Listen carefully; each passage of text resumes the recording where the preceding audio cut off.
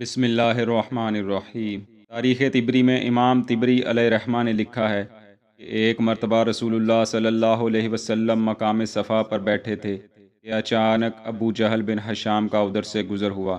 اس نے دیکھا کہ محمد صلی اللہ علیہ وسلم اکیلا بیٹھا ہے تو آپ سے دین کے متعلق واحیات باتیں کرنے لگا۔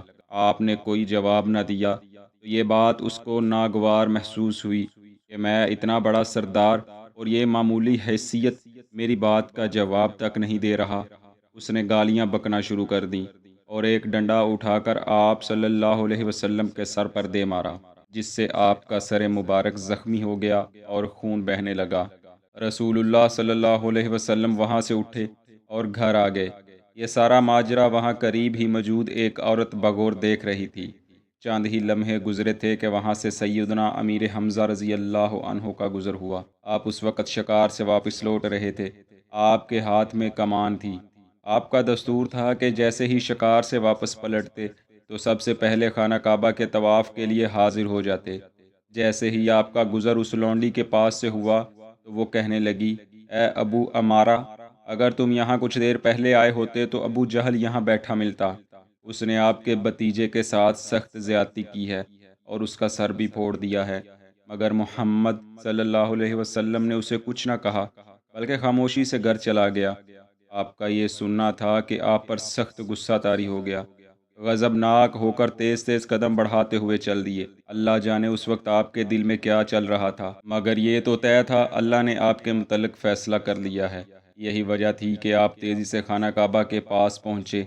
دیکھا کہ ابو جہل لوگوں کے ہجوم میں بیٹھا آج کا کارنامہ سنا رہا تھا۔ آپ لوگوں میں گزرتے ہوئے آگے بڑھے، جاتے ساتھ ہی اپنی کمان کا ایسا زوردار وار کیا کہ ابو جہل کا سر پھٹ گیا، خون کا فوارہ چھوٹ پڑا۔ بنی مخزوم کے کچھ لوگ بھی وہاں کھڑے تھے۔ وہ ابو جہل کو بچانے کے لیے آگے بڑھے اور کہنے لگے، ہم دیکھ رہے ہیں کہ تم بھی صابی یعنی مسلمان ہو گئے ہو۔ یہ سن کر آپ نے کہا، اگر میں یہ کہوں کہ یہ در حقیقت اللہ کے رسول ہیں اور جو کہتے ہیں سچ کہتے ہیں تو کیا تم لوگ مجھے روک سکتے ہو؟ اگر تم میں ہمت ہے اور تم سچے ہو تو ایسا کر کے دکھاؤ۔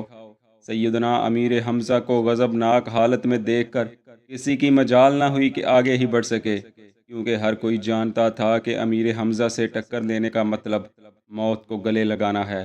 بالآخر ابو جہل اپنے لوگوں سے کہنے لگا، چلو جانے دو، میں بھی اس کے بھائی کے بیٹے کو مارا ہے اور بری گالیاں دی ہیں۔ آپ وہاں سے اٹھے اور گھر چلے گئے۔ دل کے دروازے پر حق کی دستک ہو چکی تھی اور مسلسل کسی کونے سے آواز آ رہی تھی، حمزہ، تیرا بھتیجا سچا ہے، اس کا دین سچا ہے، اس کا رب سچا ہے۔ انہی سوچوں میں گم آپ گھر پہنچ گئے۔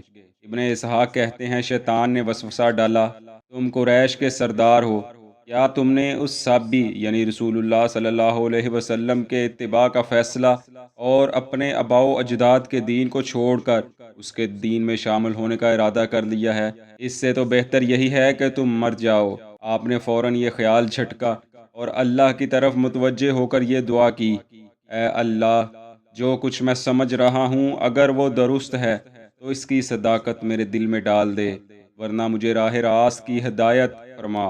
یہ دعا مانگی اور آرام سے سو گئے۔ مقدر جاگ اٹھے۔ صبح ہوتے ہی رسول اللہ صلی اللہ علیہ وسلم کی خدمت میں حاضر ہوئے اور عرض کی، اے میرے بھتیجے، میرے دل میں جو خیالات آ رہے ہیں میں ان کے بارے میں مشکوک ہوں۔ جو کچھ میں تمہارے دین کے بارے میں سوچ رہا ہوں اگر وہ سچ ہے تو تم اس کی وضاحت کرو، کیونکہ مجھے تمہارے عقائد کے بارے میں تمہاری زبان سے سننے کا بہت اشتیاق ہے۔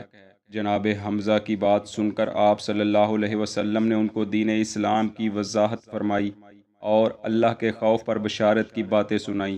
سیدنا امیر حمزہ رضی اللہ تعالی عنہ بولے، میں گواہی دیتا ہوں کہ آپ صلی اللہ علیہ وسلم نے جو کچھ فرمایا درست فرمایا۔ اے میرے بھائی کے بیٹے، آپ اپنے دین کا کھل کر اظہار کیجئے، میں بھی اس میں پیش رہوں گا، کیونکہ اب میں نہیں چاہتا کہ اس دین کے بارے میں میرے دل میں جو خدشات تھے میں مزید ان میں گرفتار رہوں۔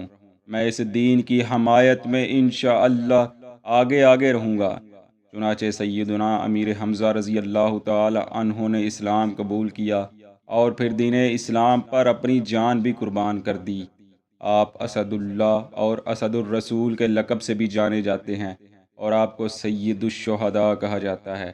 چنانچہ امام ابن کثیر علیہ رحمہ فرماتے ہیں کہ جس دن سے امیر حمزہ رضی اللہ عنہ نے اسلام قبول کیا، مسلمانوں کی قوت میں اضافہ ہو گیا اور اہل قریش نے آتے جاتے آپ صلی اللہ علیہ وسلم کی مزاحمت کم کر دی۔ دعا ہے اللہ کریم ان کی مرکت پر کروڑوں رحمتوں کا نزول فرمائے، آمین۔